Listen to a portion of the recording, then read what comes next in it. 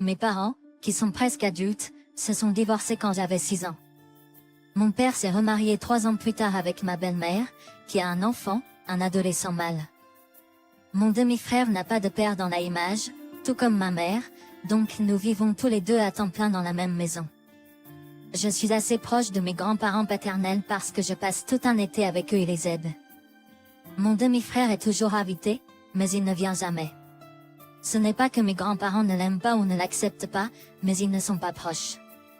Mon grand-père m'a donné son vieux camion pour mon anniversaire, et j'étais sur la lune.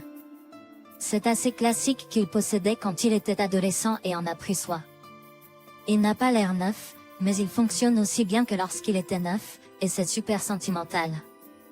J'ai aimé ce camion depuis que je suis enfant, et je suis si heureux qu'il soit à moi. Mon grand-père et moi faisions des projets pour que je puisse le peindre en rose et changer les sièges, mais il s'avère que je ne peux pas, car ce n'est pas seulement mon camion, mais aussi celui de mon demi-frère. J'ai dit, mon grand-père me l'a donné. C'est à moi, et je peux faire ce que je veux avec. Il est toujours au nom de mon grand-père, mais je paie l'assurance et l'essence. Mon père a dit que ce n'était pas juste parce qu'il ne lui avait pas donné de camion pour son anniversaire, alors c'est juste qu'ils doivent partager.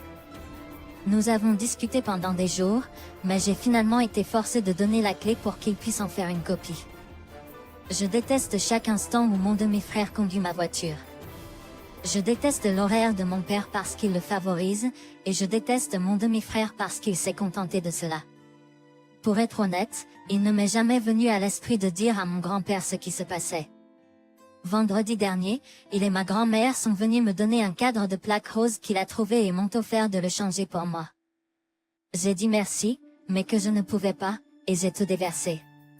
L'horaire, le partage forcé, les cris, la copie de ma clé, et le fait que je ne pouvais pas changer le camion à mon goût. Parce que mon demi-frère ne voulait pas conduire une voiture rose. Il va sans dire, mon grand-père était furieux. Il est entré et a crié sur mon père, a réclamé la clé de mon demi-frère et a dit qu'il allait appeler la police et le faire arrêter s'il conduisait ce camion à nouveau sans ma permission. Mon père est en colère, vraiment en colère. Il a dit que c'était mal à bien des égards parce que mon demi-frère était innocent et que je l'avais fait gronder pour rien. Il m'a traité d'égoïste et d'ingrate et a menacé de me faire payer un loyer pour ce que j'ai fait. Mon demi-frère m'a traité d'idiot et a dit que je pouvais simplement demander le camion. Donc, je suis l'idiot? S'ils veulent que votre demi-frère ait une voiture, ils devront en acheter une. Votre grand-père vous a donné sa vieille voiture. Ce n'était même pas neuf. Donc, personne ne vous a acheté de voiture. Votre père et votre beau-père sont embarrassés d'avoir été pris en train de vous voler et de votre grand-père et d'avoir été pris sur le fait. Ils étaient censés être pris sur le fait. Est-ce que votre demi-frère est même assuré sur l'assurance que vous payez? Ils ont tort sur tant de points. Père est absolument fou. Je serais furieux si j'étais le grand-père. LP est assuré sur le camion et paie pour cela.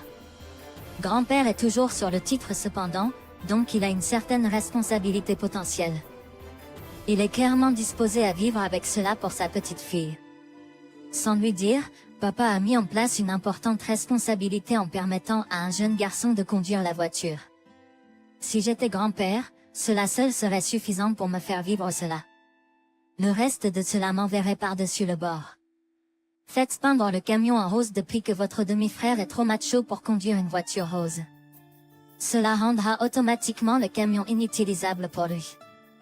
Devrait demander n'a rien voulu dire car lorsque vous avez simplement demandé de ne pas partager votre voiture, vous avez été soit réprimandé ou ignoré.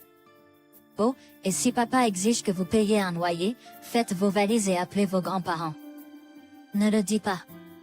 Dis-lui que les services de protection de l'enfance aimeraient entendre comment il essaie de faire payer un loyer à son enfant mineur pour le logement de base qu'il doit fournir. Je pense savoir ce qui se passe, et c'est pire que de ne pas vous laisser avoir votre propre voiture.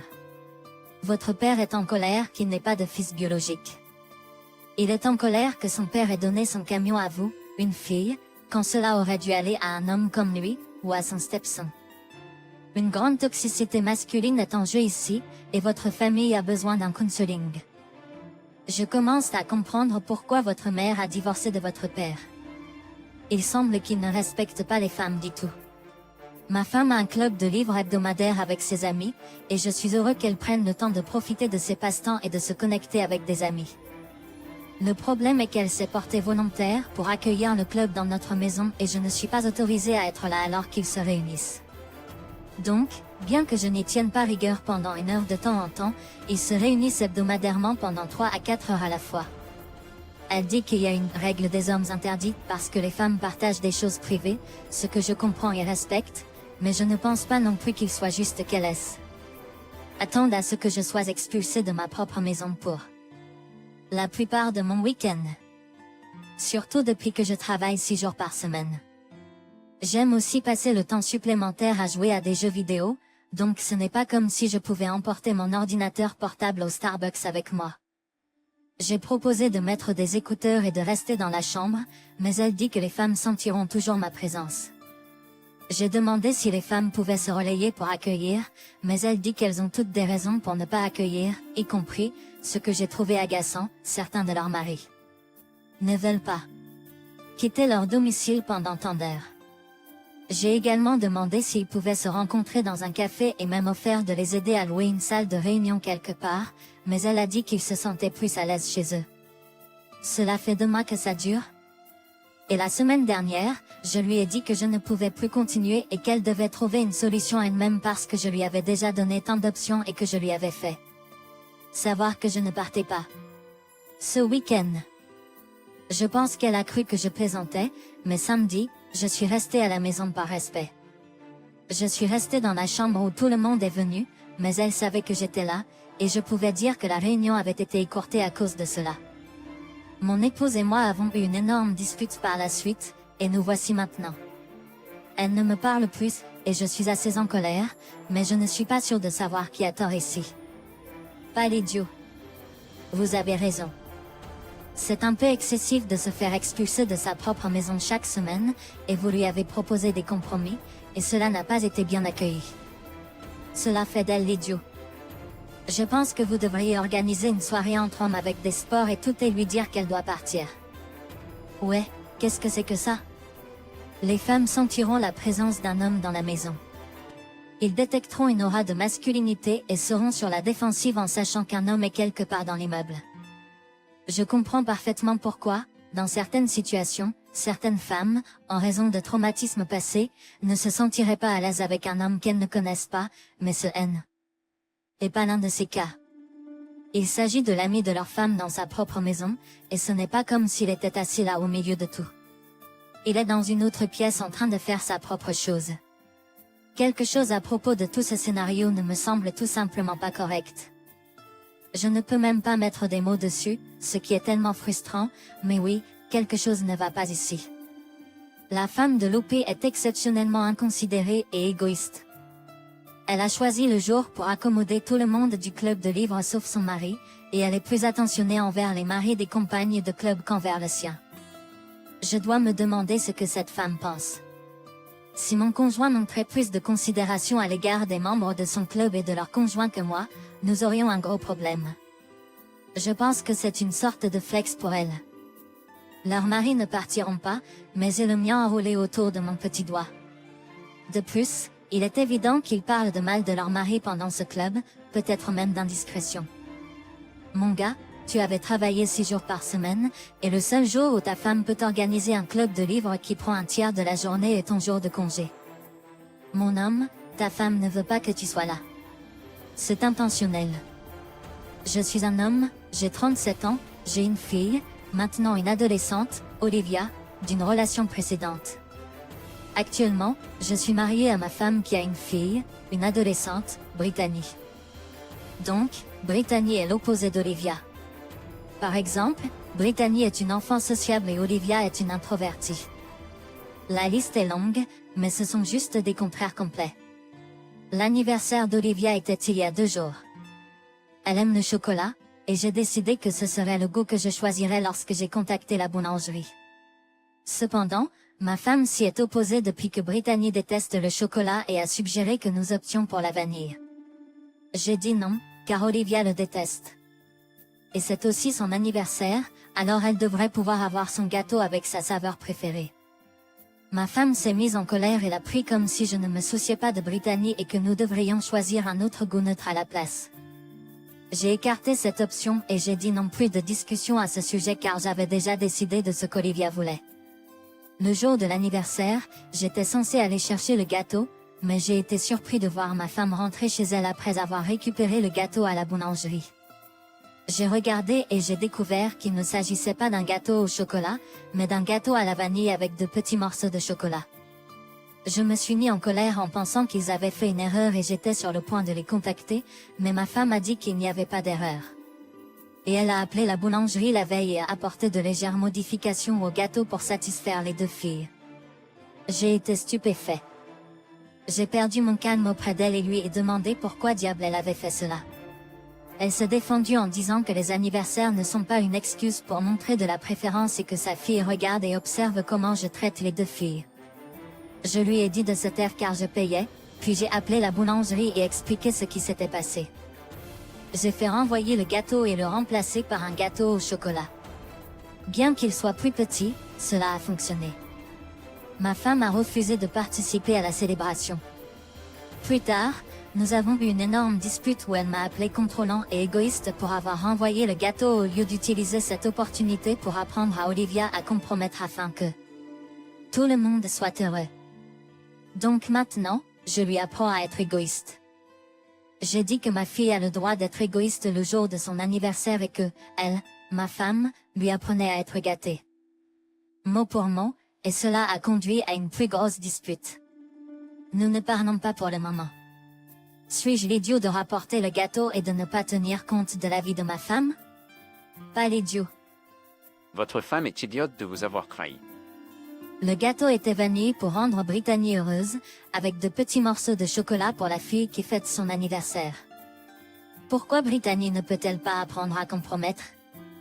Elle est plus âgée, et elle devrait savoir qu'elle ne peut pas obtenir ce qu'elle veut un jour qui n'est pas le sien. Un gâteau d'anniversaire est pour la personne dont c'est l'anniversaire. Ce n'est pas égoïste ou méprisant d'obtenir la saveur préférée de la personne. Par exemple, votre belle-fille aurait pu avoir un cupcake à la vanille. Mais OP, vois-tu les drapeaux? Ta femme projette sur toi parce qu'elle est celle qui montre de la favoritisme. Tu as bien fait de changer le gâteau, mais tu as de plus gros problèmes à la maison. Elle l'a fait de manière flagrante, ce qui me dit qu'elle s'amuse avec ton enfant depuis un moment. Tu as probablement juste remarqué. Exactement. Garde un œil très aiguisé sur ta belle-fille et surtout sur ta femme. Si elle essayait à nouveau, devrait-elle le divorcer avant qu'elle ne cause des dommages durables à votre enfant? Les mauvaises personnes sont souvent sournoises. Ceci n'est que la première fois que vous l'avez remarqué. Vous devriez emmener votre fille dehors et profiter de son anniversaire.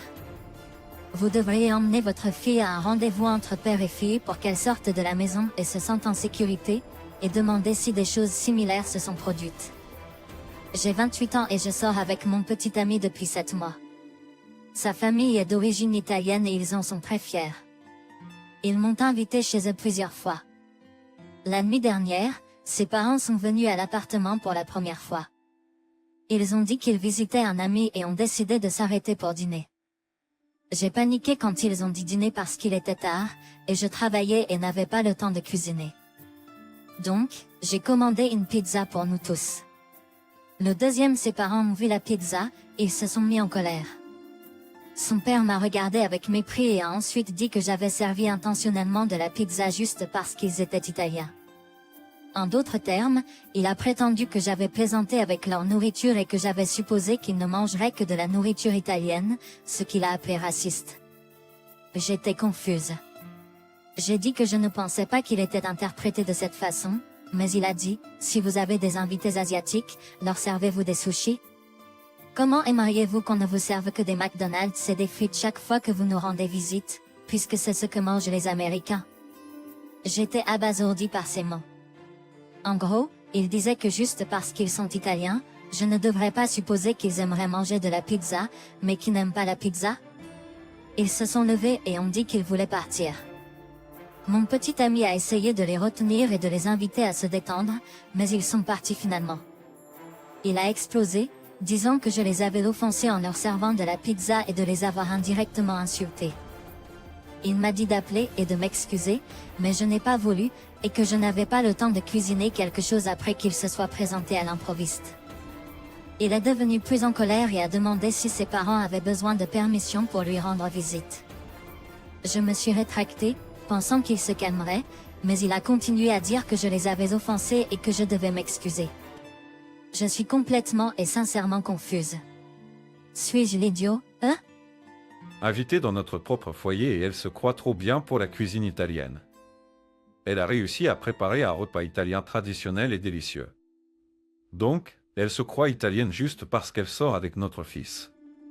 Elle a essayé de nous surpasser avec ce repas et elle n'a même pas demandé notre avis ou notre aide. Elle se croit meilleure que nous.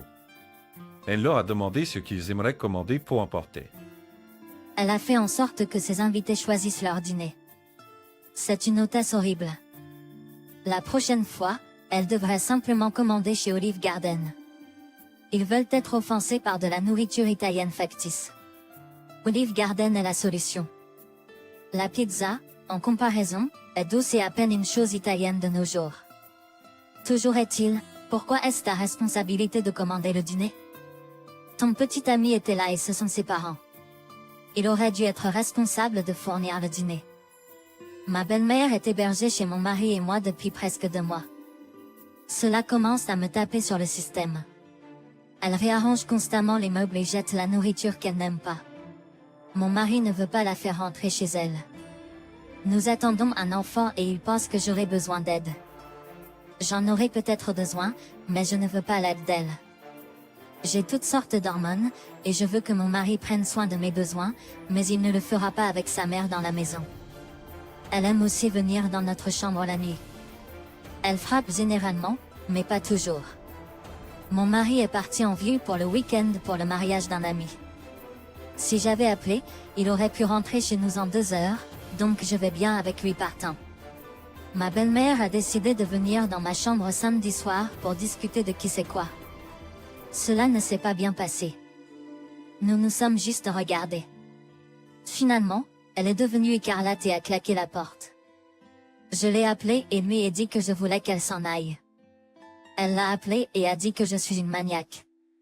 Mon mari a finalement accepté de me laisser mettre un cadenas sur la porte de la chambre à coucher.